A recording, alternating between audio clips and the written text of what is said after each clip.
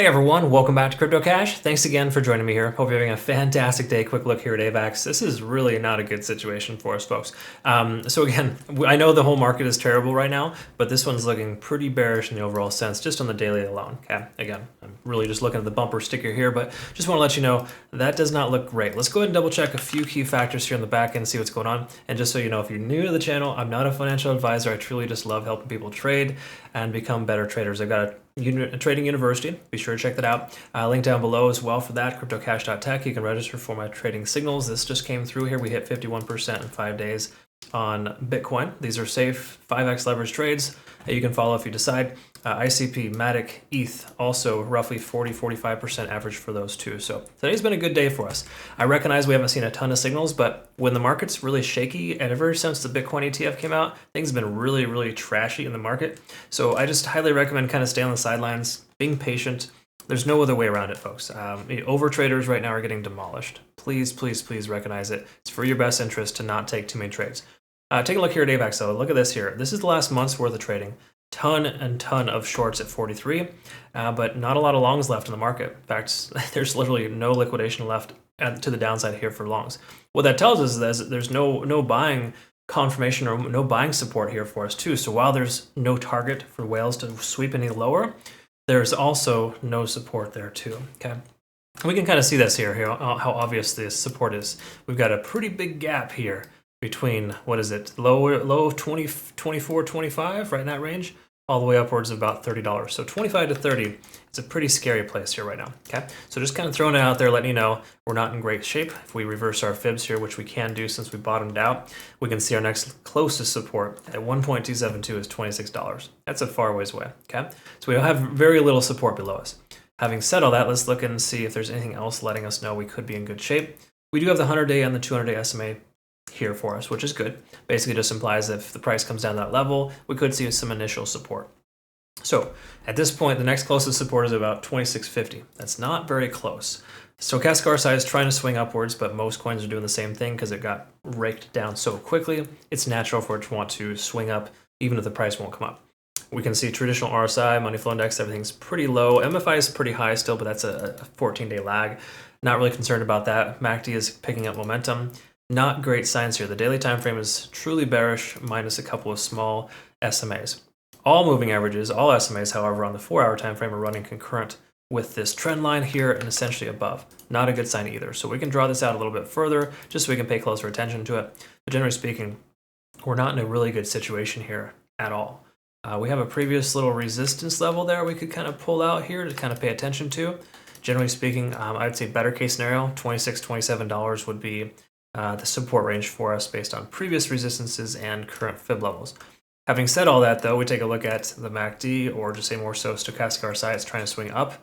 Also another sign letting us know we could see a short-term reversal. So keep in mind, the price may not just go straight down from here. We could very well see a rally tomorrow or today at the end of today's trading day, and then of course another dip from there. But we have to presume that this previous support level here at about $31 is going to be the new resistance. This just seems pretty obvious to me.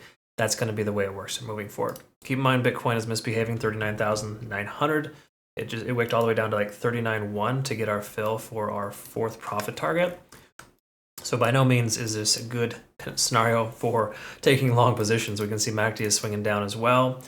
So honestly, if you're in an AVAX short, you're probably in pretty good shape. Furthermore, too, though, you got to recognize we haven't seen this in a long time from most coins. Like I think I just looked at ETH and Doge. They haven't been underneath the 70 on the RSI. Sorry, underneath 30 on the RSI since October. And that's the same thing here with AVAX. So keep in mind, we're under 30 on the RSI. There's a solid chance we're going to see a little bit of a relief rally. Okay. So when I say the price is going to go down, don't just leave this saying that, oh, I'm going to take a short right now. That implies that shorts are more likely to be successful, but doesn't necessarily mean right now is a perfect entry. Okay, because again, we are maxed out to the downside. We've been running for quite some time. You see here, we got a previous 9 on TDS, and we're down to, we've got 2 5s to reset. That's basically another 9. Okay, so we've been running downstream, so to speak, for 24 to 40 hours almost consistently.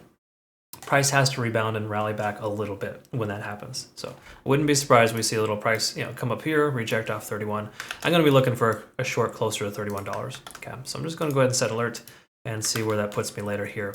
At this point, though, we take a look at Ichimoku Cloud. We can confirm our resistance level is matching the lower lead on the cloud, so the price does rally back. Once again, likely rejection zone here, and the price pull back even further. Again, if Bitcoin can rally back up to 42, 43, 44,000, maybe a different story altogether. But at this point, Bitcoin maintaining that 40, that's the 39.5 to 41,000 range, there's really no other way around it. This coin is going to continue to drop. It's just dumping. And the main reason why, too, is because it's a profitable coin in the market. Most profitable coins like this, especially large cap coins, are going to be consistently selling off. So just be mindful here. This is not ideal conditions for a long. If you take a long right now, low leverage, low position size, watch it closely. Okay. If you insist on high leverage, like some people do, I don't get it. But if you do, make sure you pay close attention and don't just let it run overnight. Don't be like, oh, I'm in the green right now, I'm going to go ahead and fall asleep. If anything, set a stop loss so if a price pulls back, you still walk away in profit. Okay. I know it sucks to take less profit, but does it suck even worse to take a loss? The answer is yes. Don't do that. Right? Friendly advice.